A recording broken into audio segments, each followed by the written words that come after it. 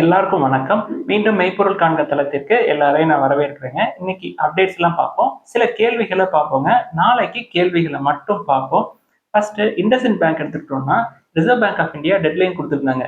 June 30க்குள்ள next MD சிஇஓக்கு ஒரு 3 பேரை நீங்க சொல்லுங்க அப்படின்னு சொல்லியிருந்தாங்க. ஸோ 3 பேரை இண்டஸ்இண்ட் போர்டு வந்து ரிசர்வ் பேங்க் கொடுத்துட்டாங்க. ஒருத்தர் வந்து ராஜீவ் ஆனந்த், ஆக்சிஸ் பேங்க்குடைய டெப்டி எம்டி. அடுத்து வந்து அனுப் ஷா, தென் ராகுல் சுக்லா. இவங்க 2 பேருமே வந்து பஜாஜ் பினான்ஸ் தென் ஹெச்டிஎஃப்சி பேங்க்ல முக்கியமான பொறுப்புகள்ல இருக்கிறவங்க. செய்திகள் எப்படி வருது அப்படின்னா, ராஜீவ் ஆனந்துக்கு எம்டி சிஓ ஆகிறதுக்கு வாய்ப்புகள் நிறைய இருக்கிற மாதிரி தெரியுது. அடுத்து ஐசிஐசிஐ பேங்க் எடுத்துக்கிட்டோம்னா, கம்பெனி வந்து ரெக்கார்ட் டேட் ஃபிக்ஸ் பண்ணிட்டாங்க. ஒரு ஷேருக்கு 11 ரூபாய் டிவைடண்ட் அப்படின்னு சொல்லியிருந்தாங்க இல்லையா. ரெக்கார்ட் டேட் வந்து ஆகஸ்ட் 12, ஏஜிஎம் வந்து ஆகஸ்ட் 30. அதுல அப்ரூவல் ஆனதுக்கு அப்புறம் எல்லாத்துக்குமே பேமெண்ட் கிடைச்சிரும். 2014க்கு அப்புறம் அதிகமான டிவைடண்ட் இப்பதாங்க கிடைக்குது. 2014ல கம்பெனி வந்து ஸ்பிளிட் போட்டு இருந்திருக்காங்க. ஸ்பிளிட்டுக்கு அப்புறம் ஒரு 11 வருஷம் கழிச்சு மறுபடியும் 11 ரூபாய் டிவைடண்ட். இது வந்து கம்பெனியை பொறுத்த வரைக்கும் ஒரு நல்ல மைல் ஸ்டோன். 2025 பினான்சியல் எடுத்துக்கிட்டோம்னா ப்ராஃபிட் வந்து 18% இயர் ஆன் இயர் ஏறி இருக்கு. முக்கியமா பேங்கிங் எடுத்துக்கிட்டோம்னா நெட் இன்ட்ரெஸ்ட் இன்கம் பார்ப்போம் இல்லையா, 11% ஏறி இருக்குங்க இயர் ஆன் இயர். அடுத்து டாடா மோட்டார்ஸ் எடுத்துக்கிட்டோம்னா, கம்பெனி வந்து எங்களோட எக்ஸ்போர்ட் மார்க்கெட்ஸ் வந்து 20% க்ரோ ஆகும் அப்படின்னு சொல்றாங்க. குறிப்பா சார்க் நாடுகள் ஒரு 7 நாடுகள் இருக்கும் இல்லையா, ஸ்ரீலங்கா, பாகிஸ்தான், பங்களாதேஷ், நேபாள், பூட்டான், ஆப்கானிஸ்தான், மால்தீவ்ஸ், இங்கெல்லாம் வந்து எங்களோட மார்க்கெட் ஷேரை நாங்கள் கூட்டுவோம். இது போக ஆப்பிரிக்கா, தென் Latin American countries, South America இருக்கு இல்லையா, அங்கேயும் நாங்கள் வந்து எக்ஸ்போர்ட்கான ஸ்ட்ராட்டஜியை நாங்கள் உருவாக்குவோம் அப்படின்னு சொல்லியிருக்காங்க. இது டாடா மோட்டார்ஸ்க்கு நல்ல செய்தி. அடுத்து ஐபிஓ அப்டேட்னு பார்த்தோம்னா, ஹெச்டிபி ஃபினான்ஷியல் சர்வீசஸ் வந்து 16.9 டைம்ஸ் சப்ஸ்கிரைப் ஆயிருக்குங்க. இதுல ரீட்டைல் இன்வெஸ்டர்ஸ் நம்மள மாதிரி சப்ஸ்கிரைப் பண்ணவங்க வந்து 1.4 டைம்ஸ் தான். இது வந்து 4th லார்ஜஸ்ட் ஐபிஓங்க லாஸ்ட் 4 இயர்ஸ் எடுத்துக்கிட்டோம் அப்படின்னா. ஹூண்டாய் மோட்டார்ஸ், எல்ஐசி, பேடிஎம்ஐ தொடர்ந்து இது 4வது மிகப்பெரிய ஐபிஓவா இருக்கும். அடுத்து Star Health and Allied Insurance எடுத்துக்கிட்டோம்னா, H fund WFM Asia Q4 financial 25 முடிவில் ஒரு 3.48% ஸ்டேக் வச்சிருந்தாங்க. அந்த 3.48ல ஒரு 2.84% ஸ்டேக், அதாவது 1.66 crore ஈக்விட்டி ஷேர்ஸ் வித்துருக்காங்க.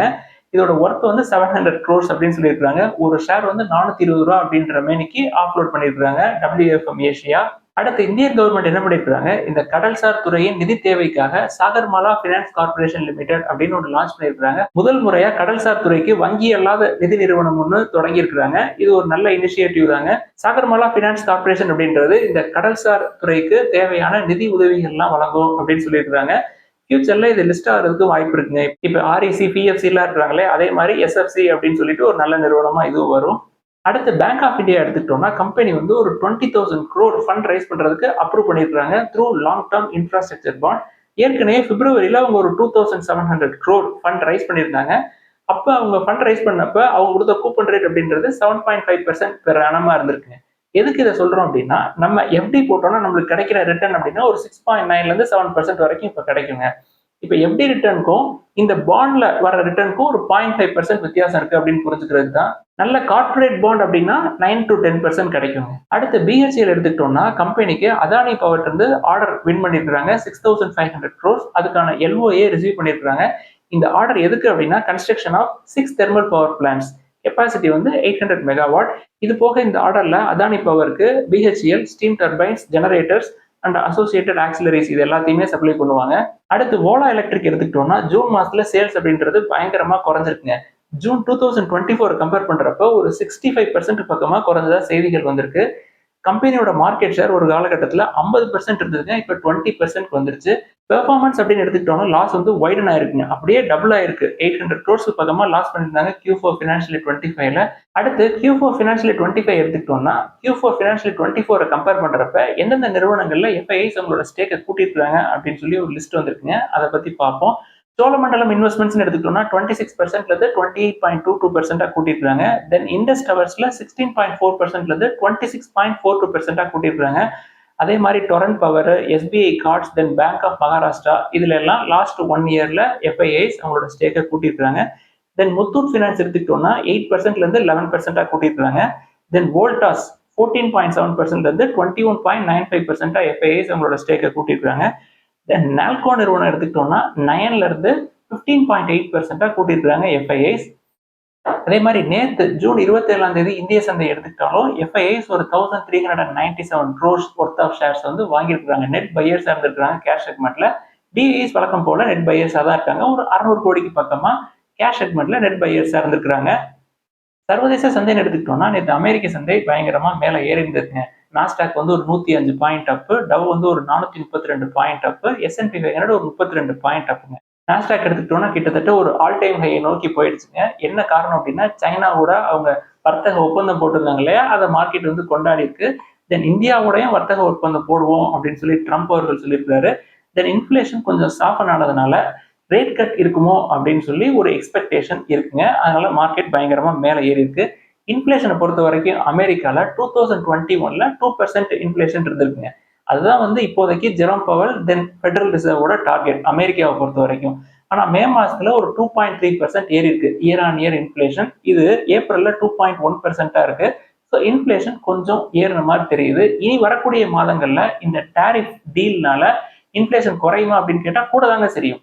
அது போக கோர் இன்ஃபிளேஷன் எடுத்துக்கிட்டாலும் ஒரு 0.2% கூடி இருக்குங்க ஏப்ரலை கம்பேர் பண்றப்ப. ஏப்ரல் 2.5% அப்படின்றது மேல ஒரு 2.7%-ஆ இருந்திருக்கு. ஸோ ரேட் கட் அப்படின்றத இப்போதைக்கு எதிர்பார்க்க முடியாது அப்படின்றது என்னுடைய கருத்து. அடுத்து டெலிகாம் செக்டர் எடுத்துக்கிட்டோம்னா எக்ஸ்பர்ட்ஸ் என்ன சொல்றாங்க, இந்த ஜூலை ஆகஸ்ட் போஸ்ட் கேஸ் டிசம்பருக்குள்ள இந்த டெலிகாம் சர்வீஸ் ப்ரொவைடர்ஸ் இருக்காங்க இல்லையா, ஜியோ, ஏர்டெல், தென் வோடஃபோன் ஐடியா, இவங்கெல்லாம் வந்து விலையை மறுபடியும் ஏற்றுறதுக்கான வாய்ப்பு இருக்கு அப்படின்னு சொல்லியிருக்காங்க. அடுத்து JSW அக்ஸோ நோபல் டீல் சக்சஸ்ஃபுல்லா முடிஞ்சிருச்சுங்க. 75% பக்கமா ஸ்டேக் எடுத்தாங்க அக்ஸோ நோபல்ல JSW பெயிண்ட்ஸ். இன்னைக்கு அக்ஸோ நோபலோட வேல்யூவேஷன்ஸ் பார்த்தோம்னா 36 டைம்ஸ் ஏர்னிங்ஸ் இருக்குங்க. இந்த வேல்யூவேஷன்ல இருந்து ஒரு 15% டிஸ்கவுண்ட்ல தான் JSW பெயிண்ட் அக்வயர் பண்ண மாதிரி செய்திகள் வந்திருக்கு. நம்ம என்ன புரிஞ்சுக்கணும் அப்படின்னா அவங்க 36 டைம்ஸ் ஏர்னிங்ஸ் கொடுத்து வாங்கல, 15% டிஸ்கவுண்ட் போட்டு பார்த்தீங்கன்னா க்ளோஸ் டு 30 டைம்ஸ் ஏர்னிங்ஸ் வரும். ரீசனபிளான வேல்யூவேஷன்ல தான் JSW பெயிண்ட்ஸ் அக்ஸோ நோபல்ல எடுத்திருக்காங்க. அடுத்து ரிசர்வ் பேங்க் ஆஃப் இந்தியாவுடைய எக்ஸ்டர்னல் டெட் எவ்வளவு அப்படின்னு ஒரு தகவல்கள் கொடுத்துருக்காங்க. அதாவது ஃபினான்ஷியல் 24ஓட முடிவுல இந்தியா வந்து வெளிநாடுகளுக்கு கொடுக்க வேண்டிய கடன் அப்படின்றது $668.8 பில்லியன் இருந்திருக்குங்க. அதாவது 18.5% ஆஃப் ஜிடிபி. ஃபினான்ஷியல் 25ஓட முடிவுல $736.3 பில்லியன் இருக்கு, 19.1% ஆஃப் ஜிடிபி. அடுத்து நம்ம கேள்விகளுக்குள்ள போயிடலாங்க. ஃபர்ஸ்ட் மணப்புரம், முத்தூட் இதெல்லாம் எந்த ரேஞ்சில் சார் கன்சிடர் பண்ணலாம் அப்படின்னு சொல்லி கேட்டிருக்காங்க. ரெண்டுமே வந்து 20 டைம்ஸ் ஏர்னிங்ஸ்க்கு பக்கமா வந்துருச்சுங்க. நம்ம வந்து ஒரு 10 to 12, 13 டைம்ஸ் ஏர்னிங்ஸ்க்கு வந்தா நம்ம பார்க்கலாம். அதுக்கு முன்னாடி நம்ம உள்ள என்டர் ஆக முடியாது. அடுத்து ஏசிசி பத்தி நிறைய கேள்விகள் வந்திருக்குங்க. நான் பர்சனலா அதானி குழுமத்தினுடைய பங்குகள் வாங்குறது இல்லை அப்படின்னு நான் உங்கள்கிட்ட ஏற்கனவே சொல்லிட்டேன். பட் வேல்யூவேஷன்ஸ் எப்படி இருக்குன்னு பார்த்தோம்னா நல்ல வேல்யூவேஷன்ல தாங்க இருக்கு. கடன் வந்து 0.02 இருக்கு debt to equity. Then price to book 1.90 இருக்கு, 15 டைம்ஸ் ஏர்னிங்ஸ் இருக்கு. நல்ல வேல்யூவேஷன்ல தான் இருக்கு. ரெவன்யூ ப்ராஃபிட் எடுத்துக்கிட்டோம்னா ஸ்டெடி க்ரோத் இல்லாம ஏறி இறங்கி இருக்குங்க. என்ன காரணம் அப்படின்னா சிமெண்ட் செக்டர் லாஸ்ட் 2 இயர்ஸாவே டல்லா தான் இருந்தது. தென் காம்படிஷனும் ஹெவியா இருக்குங்க. அல்ட்ராடெக் இருக்கிறாங்க, பல நிறுவனங்களை வளைச்சு போட்டு ஒரு பெரிய சாம்ராஜ்யமா இருக்கிறாங்க சிமெண்ட் செக்டரை பொறுத்த வரைக்கும். அடுத்து 3M India, mantis and jewellers இந்த நிறுவனங்களை பத்தி எல்லாம் கேட்டிருக்காங்க. இந்த நிறுவனங்கள் எல்லாமே காஸ்ட்லி தாங்க, நம்ம கன்சிடர் பண்ற ரேஞ்சிலே இல்லை. அடுத்து வரதமான் டெக்ஸ்டைல்ஸ் பத்தி கேட்டிருந்தாங்க. சூப்பரான வேல்யூவேஷன்ல இருக்குங்க. சூப்பரா ஸ்டாக் வந்து பிக் பண்ணிருக்காங்க. 15 டைம்ஸ் ஏர்னிங்ஸ், 1.5க்கு கீழே தான் இருக்கு price to book. Debt to equity 0.13 தான் இருக்கு. கொஞ்சம் அதிகம் இருந்தாலும் பரவாயில்ல, ஏன்னா 15 டைம்ஸ் தான் ஏர்னிங்ஸ் இருக்கு. கம்பெனியுடைய பெர்ஃபார்மன்ஸும் நல்லா இருக்கு.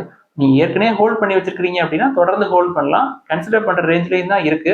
அடுத்து ஈஸி ட்ரிப் பிளானர் நம்ம கன்சிடர் பண்ணலாமா அப்படின்னு சொல்லி கேட்டிருக்காங்க. ரொம்ப ரொம்ப காஸ்ட்லிங்க. நீங்க ₹10, ₹15 அப்படின்றதுக்காக உள்ள என்ட்ரானீங்க அப்படின்னா உள்ள மாட்டிக்குவோம். அதுக்கு தாமஸ் குக் எவ்வளவோ பரவாயில்லைங்க, நல்ல வேல்யூவேஷன்ல இருக்கு.